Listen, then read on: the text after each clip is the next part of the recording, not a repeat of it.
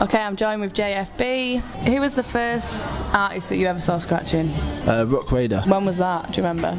That was in 1996. But I had seen other scratch DJs before, like at raves and stuff like that, and listened to my mixtapes. Yeah, back in the days of mixtapes. So, like, there's the kind of DJ hypes and DJ Psy ones. But the first turntablist thing that made me really want to do it was this guy called Rock Raider. He's actually dead now. R.I.P. He was like also one of the best turntablists as well, like best showmanship kind of scratch guys. So how old were you when you actually started doing it? 16. How many hours do you spend behind the decks to get this perfection? Sometimes none for like years, and then sometimes a couple of weeks non-stop. Depends if you get really excited about it, then you can spend like a whole day doing it and you get a lot better. It normally comes in like week bursts. Yeah. If that makes sense. And like I don't really practice when I'm at home. I try and do other stuff like make routines or tunes and stuff. But I do practice in the clubs before I play. Just you actually practice? You have a sound check? Yeah, just to set up, because I always bring my mixer and have to have the deck set up in a certain way. And so after that, I run through my scratch routines in the headphones, because a lot of it's muscle memory, and I guess that's my practice. Brilliant. And you've won UK DMC Championship in 2007 and 2011. Well done on that. How long do you spend practicing for that?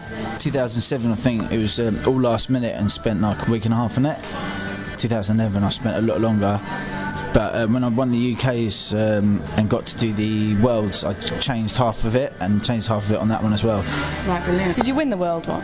No, not yet. Not yet. Are you going to enter this time? I was thinking about it today actually. You have to do regional heats, then you do a final for the country, then you do the Worlds. But they've got this online one now as well. Awesome. It's like where you just submit a video and then you go through and you submit another video, and if you go through and then you submit another one, and then you can win it. So you've been known to tour with Beardyman and as his official sort of DJ.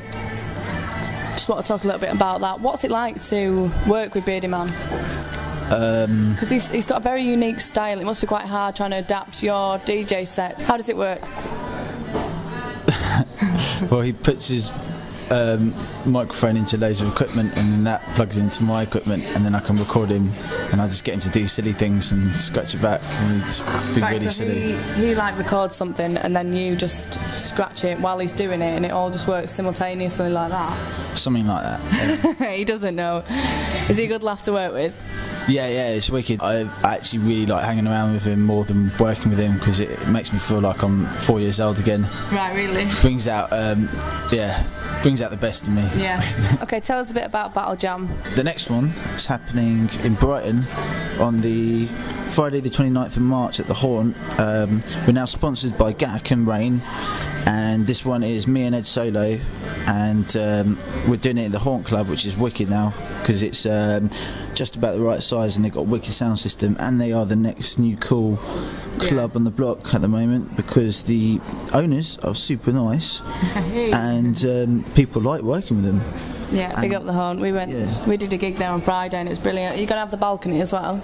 Yeah. Definitely. Hope not. And it's going to be sick. So that's on the 29th at the Haunt, Battle Jam. Last time I saw you, you mentioned like starting this I don't know if my memory's actually right or if I'm tripping out here, but you mentioned that you were like going to get a few artists together and start a collaboration. Artists as in musicians? Yeah. Oh right, that was multi-jam. That was it, yeah. That was really good fun. So I got loads of wicked jazz musicians. I plugged them into a silent mixing desk, which I could then separate them out to record them and then instantly scratch them. And then I've got a sample box thing with buttons with samples from Beardyman telling them what to do. And so I would play a beat or get a drummer to play a beat, and then I would say, and now the bass player plays, and now blah blah blah plays, and then blah blah blah. So they all start playing with instructions beforehand on what kind of way to play, so that everyone has room. So it's basically a unique new improvised funk jam. Is it a live thing? Yeah. Yeah. So it's all like made up on the spot, and it was just for fun really. But it could have been really really good if I had time enough to organise loads of rehearsals today. But I think the way we were doing it would have only been suited for smaller funk jams. Right. Saying that, it was fucking awesome. It was so much fun. Is there any stuff online that you recorded? No, I wasn't happy with any of the videos that people took. Are you going to do it again? Yeah, I was thinking about that. If I'm going to do it again, I'm going to get all the same musicians and use them in the studio and make a few tracks out of it first. Do it, definitely. We want to hear that. Okay, you've played everywhere. Whenever I look on your Facebook, you're always in some random country somewhere. Where's your favourite city to play? Or where's your favourite country to play? At the moment, Canada. Why? Because it's fucking amazing. They also make amazing weeds. They're all really nice people. But hey, everyone's so nice. No, they're really good, and they get really excited. They get excited yeah. Just when they see you. Just in general, the thought of you. Nothing to do with me. They're just really nice people, and it's really good out there. Oh, I want to go to Canada. Finally, where are you playing next? Is that Battle Jam?